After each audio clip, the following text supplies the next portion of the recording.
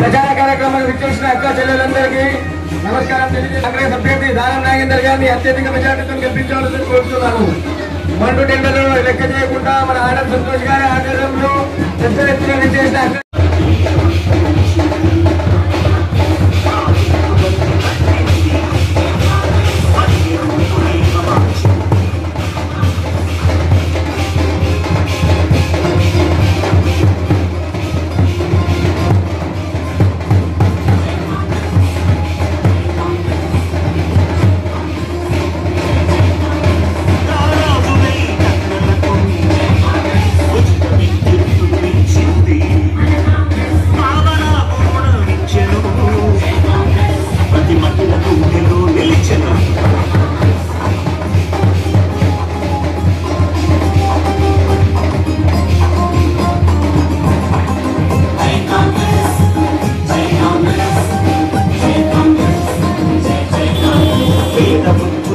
పెన్షనిచ్చి వాళ్ళ చిరునవ్వై వెలిగింది ప్రమాదంలో రక్షించి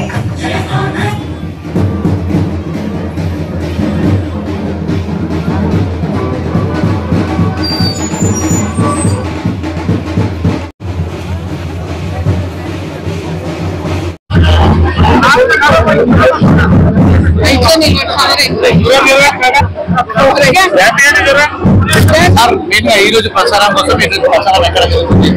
ఈరోజు అడ్డగుట్టలో ఆడం సంతోష్ గారు మొన్ననే పార్టీ తరఫున పోటీ చేసినటువంటి సంతోష్ గారి నాయకత్వం, ఆడం సంతోష్ గారి నాయకత్వంలో ఈ పాదయాత్ర జరుగుతూ ఉంది. ప్రధానంగా మా మాజీ కార్పొరేటర్ మరి ఆడము ఉమాదేవి గారు, హైదరాబాద్ డిప్యూటీ మేయర్ మా మోటి శ్రీలత శోభన్ రెడ్డి గారు, మిగతా ఇక్కడ ఉన్నటువంటి డివిజన్ లో ఉన్నటువంటి నాయకులు, డివిజన్ ప్రెసిడెంట్ ఎన్ఎస్సీ ఉపాధ్యక్షుడు సుజన్ గారు అందరి ఆధ్వర్యంలో ఇంత బ్రహ్మాండమైనటువంటి పాదయాత్ర అడ్డగుట్టలో జరుగుతూ ఉంది. అడ్డగుట్ట సమస్యలు చాలా అడ్డగుట్టలో చాలా సమస్యలు ఉన్నాయి. ఆ సమస్యలను కూడా పరిష్కారం చేసేటువంటి సరైనటువంటి సమయం ఆసన్నమైంది. ప్రధానంగా అడ్డగుట్ట ఉన్నటువంటి ఇళ్ల సమస్యలు కానీ, ఇట్లా ఇల్లు నుండి కట్టుకోలేని వారికి ఇచ్చేటువంటి కార్యక్రమం కానీ, ఉచితంగా 200 యూనిట్లు కరెంట్ ఇచ్చేటువంటి కార్యక్రమం కానీ, ఇవన్నీ కూడా గ్యారంటీలు అన్ని కూడా రేపు ఎలక్షన్స్ అయిపోయిన వెంటనే ఇవన్నీ కూడా ఇంప్లిమెంట్ అవుతాయి. కానీ ప్రచారం చేస్తున్నటువంటి బీజేపీ కానీ ఇతర పార్టీలు కానీ మరి వాళ్ళకు తప్పకుండా ఇది గుణపాఠం చెప్తారు. ఇటు వచ్చే సంతోష్, ఇటు వచ్చి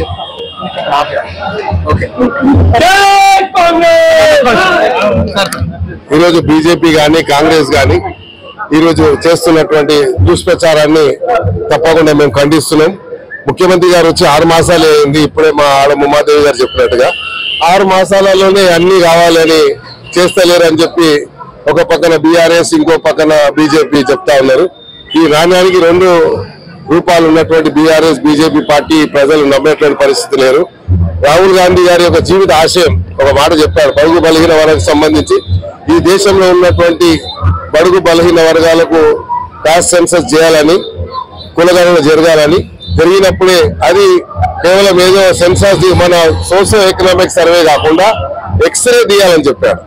అంటే ఈ దేశంలో ఉన్నటువంటి బడుగు బలహీన వర్గాలు అన్ని రకాలుగా ఇబ్బందులకు గురవుతుందని రాహుల్ గాంధీ గారు గమనించినాడు. కాబట్టి రాబోయే రోజుల్లో ఈ కులగణన అనేది మా కాంగ్రెస్ పార్టీతోనే, రాహుల్ గాంధీతోనే సాధ్యమవుతుంది, ఇక్కడ రేవంత్ రెడ్డి గారితోనే సాధ్యమవుతుంది. అందుకే నిన్నటి వరకు ఒక స్లోగన్ ఎత్తుకున్నారు బీజేపీ వాళ్ళు, ఈ రోజు మళ్ళీ బీసీ స్లోగన్ ఎత్తుకుంటున్నారు.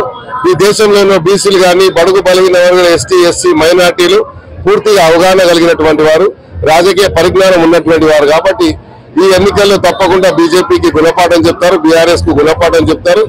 కాంగ్రెస్ పార్టీకి తెలంగాణలో 14 సీట్లు వచ్చేటువంటి పరిస్థితి ఈరోజు కనబడతా ఉంది. ఇది ఒక చారిత్రాత్మకమైన రిజల్ట్ అవుతుంది.